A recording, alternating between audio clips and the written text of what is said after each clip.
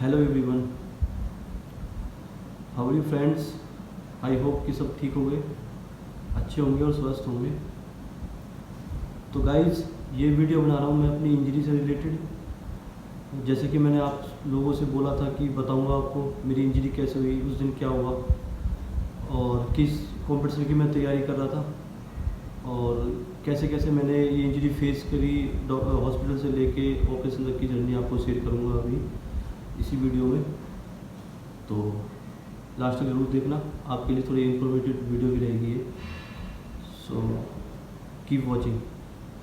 तो गाइज, हुआ क्या था कि मैंने बताया भी था आप लोगों को कि मैं अपनी एक कंपटीशन की तैयारी कर रहा था जो होने वाला हुआ था अभी पुणे के अंदर। मिस्टर यूनिवर्स कंपटीशन की मैंने तैयारी कर रहा था। तो मेरा प्लान था कि मैं इस मंथ उससे अगले नेक्स्ट मंथ होने वाला था कंपटीशन, तो उसमें कॉम्पीट करूँगा। उसके बाद जो जून में होगा सीरो क्लासिक, उसके लिए कॉम्पीट करूँगा। तो बहुत अच्छी तैयारी चल रही थी मेरी कंपटीशन की। दोनों कंपटीशन की मैंने प्रिपरेशन कर रखी थी। अच्छी बॉडी के अंदर ट्रांसफॉर्मेशन भी हुई और अच्छा मसल मास भी गेन हो रहा था। तो मैं फिर कंटिन्यू हो ही रहा था मेरा वर्कआउट। तो हुआ क्या था कि मेरे परिवार में डेथ हो गई थी। मेरे अंकल लगते थे, तो उनकी डेथ हो गई थी। तो मैंने उसके दौरान मैंने 1-2 छुट्टी कर ली थी, मतलब मैं वर्कआउट ऑफ हो गया था मेरा 3 से 4 दिन का। तो आपको पता ही है देहात के अंदर काफ़ी लोग आते हैं, कुल्ला पानी जो होता है हमारे देहात के अंदर, तो वो चल रहा था। तो जैसे ही उनका सब 13वीं कंप्लीट हुई तो मैंने अपना वर्कआउट जाना स्टार्ट किया। मतलब सैटरडे का दिन था, तो 2 अप्रैल को सैटरडे था और इवनिंग का टाइम था। तो मैंने सोचा कि यार 4-5 दिन की छुट्टी हो गई है, चल अभी और हो जाएगी 2 दिन की छुट्टी सैटरडे संडे की। तो मैंने सोचा कि यार तैयारी में वैसे डाइट भी ख़राब होगी, वर्कआउट भी नहीं हुआ, तो मैं फिर अपना वर्कआउट करने के लिए सैटरडे को निकल गया। मेरी जिम है, मैं कोच हूँ फ़िलहाल अभी प्रेजेंटली बेनेट यूनिवर्सिटी के अंदर। तो उसी में मैं एक्सरसाइज करने चला गया। इवनिंग का टाइम था, शाम को। फिर वर्कआउट मील वगैरह मैंने ली और मैं घर से निकल गया। फिर मैं घर जिम पहुंचा 3-3:30 बजे के समथिंग। मैंने अपना वार्म अप वगैरह किया अच्छे से, जो भी मैं करता हूँ वार्म अप, ट्रेडमिल वगैरह करता हूँ, फिर स्ट्रेचिंग, मोबिलिटी ड्रिल्स वगैरह सब करके प्रॉपर तरीके से करता हूँ। ऐसा नहीं कि भाई अनट्रेंडों की तरह कर लिया, क्योंकि मुझे ऑलमोस्ट 10 से 12 साल तो हो गया है इस लाइन में कॉम्पीट करते हुए। 10 से 15 साल मुझे इस लाइन में हो गया है। तो अपने जो पर्सनल क्लाइंट होते हैं उनको भी मैं मोबिलिटी ड्रिल्स वगैरह वार्म अप करा के तभी वर्कआउट कराता हूँ, ऐसे नहीं कराता किसी को भी। कोई इसमें मेरा फॉल्ट नहीं था, बताता हूँ आपको आगे चल के क्या हुआ फिर। तो मैं जिम में पहुँचा, मैंने वार्म अप किया, स्ट्रेचिंग वगैरह की। तो मैंने उस दिन पार्ट छूट गया, तो मैंने सोचा कि आज मैं आज मैं मतलब पुश करता हूँ। तो उसमें मैंने मूवमेंट अपनी चेस्ट, शोल्डर और ट्राइसेप्स का मैंने वर्कआउट प्लान किया अपना कि आज ये करता हूँ, अगले 2 दिन के अंदर मैं और पार्ट को कवर कर लूँगा। ठीक है, कोई बात नहीं। मैं वर्कआउट मैंने स्टार्ट किया, पुशअप्स का सेट लगाया, मैं सीधा बेंच प्रेस पे गया। बेंच प्रेस मैंने दिन कोई ज़्यादा वेट नहीं था, 120 kg वेट था। तो मैंने वेट इंक्रीज़ करते हुए चौथा सेट था मेरा वो। चौथा सेट के लास्ट में मैंने सोचा कि चौथे सेट को मैं ड्रॉप कर देता हूँ। तो चौथे सेट मैंने एक स्टूडेंट को अपने को फ़ोन पकड़ा दिया कि मैं ड्रॉप सेट करूँगा, मेरी थोड़ा वीडियो बनाना क्योंकि मैं थोड़ी स्टोरी पर डाल दूँगा। लोगों को अपडेट करता रहता था, मैं पिक भी डालता था जैसे कि आप लोगों ने देखा होगा। तो मैंने वो वीडियो के लिए फ़ोन उसको पकड़ा दिया। जैसे ही मैंने पीछे जो लड़का था, यार उस लड़के की कोई गलती नहीं है, वो लड़का मैंने केवल लिफ्ट के लिए बोला था कि लिफ्ट करके तू मुझे दे देना वेट को, बाकी मैं अपने आप खुद से करूँगा। तो इतना वेट हैवी नहीं था क्योंकि मुझे कॉन्फिडेंस था मैं कर लूँगा उस वेट को। तो जैसे ही उसने मुझे लिफ्ट करा के वो वेट दिया, मैं फुल रेंज ऑफ मोशन से नीचे लेके आ रहा था बेंच को, बहुत इजीली आ रहा था, बहुत कोई ऐसा नहीं लग रहा था कि नहीं लगेगा, एक भी रैप नहीं होगा। तो जैसे मैं इजीली इसको लेके आ रहा था अपने चेस्ट पे, जैसे मैंने टच किया, मतलब थोड़ा सा ऊपर ही चेस्ट से एकदम से मेरी मसल टीयर होगी, बहुत तेज़ी से मुझे महसूस हुआ अंदर से कि मसल टूट गई। तो मैंने सडनली वो वेट मैंने रैक पे जो मैंने रैक लगा रखे थे उन पर रख कर मैंने नीचे से निकल गया।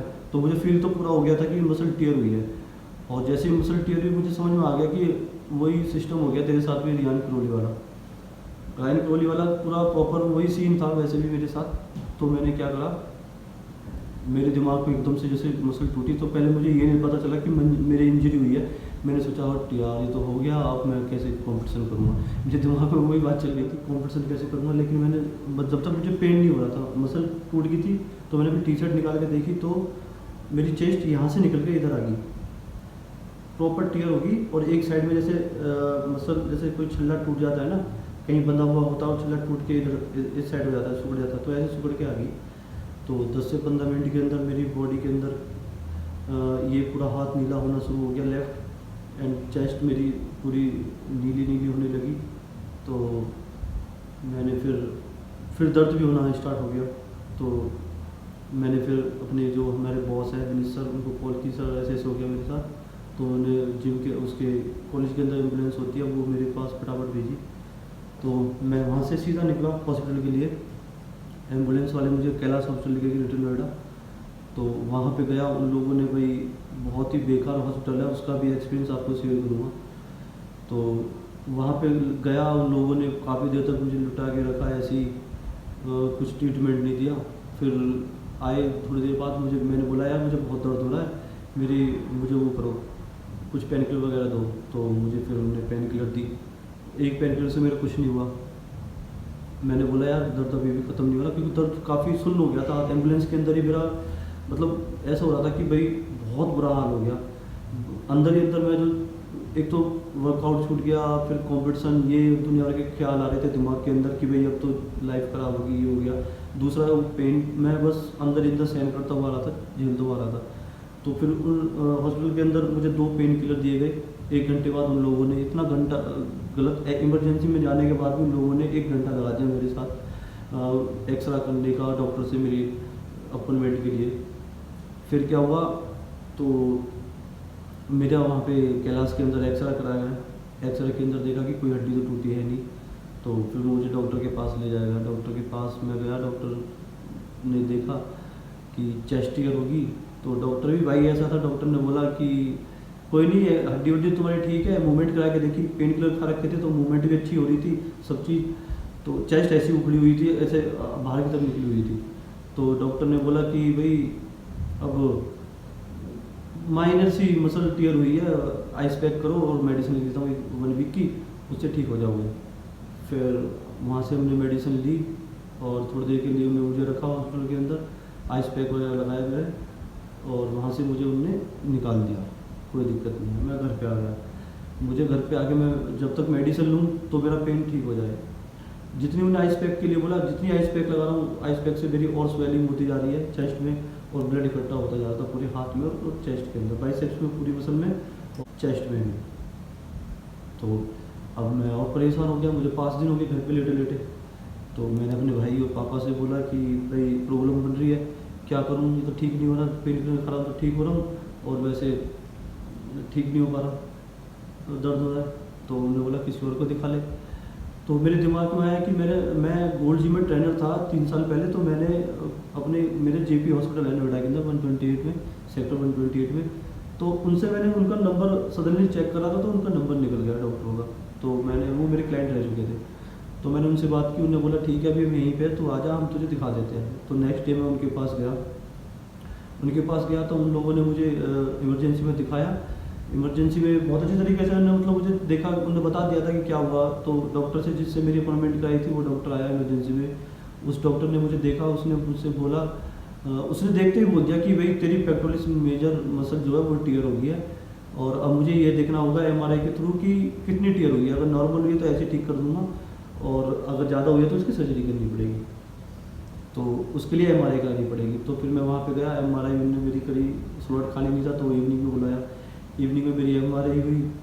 एमआरआई होने के बाद डॉक्टर मतलब एमआरआई में थोड़ी सी मिस्टेक हो गई थी कि उन्होंने मेरी शोल्डर की कर दी थी, जो लड़के थे एमआरआई वाले। तो उन्होंने मुझे फिर नेक्स्ट डे इवनिंग में बुलाया कि फिर से आ तेरी चेस्ट की, और डॉक्टर साहब खुद देखेंगे। डॉक्टर गौरव, वहाँ पे डॉक्टर गौरव राठौड़। तो डॉक्टर गौरव राठौड़ ने लाइव देखा मेरा अब कंप्यूटर के अंदर एमआरआई। तो फिर उन्होंने मुझे सजेस्ट किया कि भाई ये तो वैसे नहीं होगी ठीक, और तेरा कीजर का सवाल है और इसकी सर्जरी करानी पड़ेगी हमको। तो सर्जरी के नाम से मैं बहुत घबरा गया, सच बता रहा हूँ लिटरली। मैंने कभी लाइफ में मैं किसी और की सर्जरी भी देखता था तो मैं बहुत मतलब घबराता था, यार ये क्या हो गया, ऐसे नहीं होना चाहिए भगवान किसी के साथ। तो वो तो मेरी होनी थी, तो मैं तो पहली बार मेरी सर्जरी का वो था। मैंने डॉक्टर साहब से फिर से बोला कि डॉक्टर साहब प्लीज़ देख लो अगर ऐसे ठीक हो जाए तो। कह रहा कि नहीं भाई, अगर ऐसे छोड़ दिया तो ये यहीं पे हो जाएगी और तेरा करियर ख़राब हो जाएगा, मूवमेंट वगैरह तो ये नहीं हो पाएगी, तू कंटिन्यू नहीं कर पाएगा अपने गेम को। तो फिर मैंने डॉक्टर साहब से बोला कि ठीक है सर, मैं आपको बताता हूँ। कह रहा वो जल्दी से जल्दी सर्जरी करानी पड़ेगी, अगर जल्दी नहीं कराएगा तो प्रॉब्लम हो जाएगी, क्योंकि ऑलरेडी मुझे इंजरी हुए 1 वीक हो गया था। तो डॉक्टर, मैं ठीक है सर मैं बताता हूँ। तो मैं घर पे गया तो मेरे दिमाग में फिर एक आइडिया आया कि भाई MRI तो मेरी हो गई है, मैं कैलाश हॉस्पिटल के फिर से उस डॉक्टर को दिखाऊँ जाके। अब मैं फिर से इवनिंग में ही डॉक्टर के पास गया कैलाश हॉस्पिटल में। कैलाश हॉस्पिटल में इतनी गलती, इतने बेकार डॉक्टर है यार, बस पूछो मत। वहाँ पे गया, मैंने उन डॉक्टरों को दिखाया कि डॉक्टर साहब देखना मेरी MRI हुई है और वो कह रहे सर्जरी होगी। अब कह रहे कि अरे नहीं ये तो ऐसे भी ठीक हो जाएगी, और अगर तुम्हें सर्जरी करानी है तो मैंने कि आप कर दोगे। मैंने उनसे ऐसे पूछा कि आप कर दोगे, तो उन्होंने क्या बोला कि नहीं भाई हमारी तो कभी हमने ऐसी सर्जरी करी नहीं है, पहली बात तो हमारे पास तो पहला केस आया है ऐसा, और हम पे सर्जरी होगी भी नहीं ये वाली। तो फिर मैंने बोला कि आप कुछ सजेस्ट करोगे फिर कैसे। तो मैं घबरा रहा था, मैं सोचा था कि सर्जरी से बच जाऊँ किसी भी तरीके से, कि ये मुझे कुछ सजेशन दे दे ऐसा कि जो मैं बच जाऊँ। तो उन्होंने मुझसे बोला कि स्पोर्ट्स इंजरी के किसी उसमें जाओ, उसमें हॉस्पिटल में एम्स वगैरह में, तो वही लोग बताएंगे तुमको कि क्या करना है क्या नहीं करना। वहाँ पे मैं बिल्कुल सेटिस्फाई हुआ ही नहीं, पहले भी नहीं हुआ और बाद में भी नहीं हुआ। अब मैं घर पे आया वापस, मेरे दिमाग में टेंशन चल रही थी, भाई सर्जरी होगी इतना टाइम लगेगा और फिर अब तो करियर खराब है चाहिए। तो काफ़ी परेशान रहा। फिर घर वाले उनसे लड़ने लगे, मेरे पापा मम्मी भाई की तू पागल है, सर्जरी करा ले, ये करा ले, नहीं तो ज़िंदगी खराब हो जाएगी, ये हो जाएगी। तो वो बोलने लगे एम्स में रहने दे, यहीं पे करा ले, GP में तेरी जानकारी भी है और डॉक्टर भी अच्छे हैं वहाँ पे। तो भाई एक दिन मैं ऐसे ले गया पूरा, मुझे 8 दिन हो गए पूरे।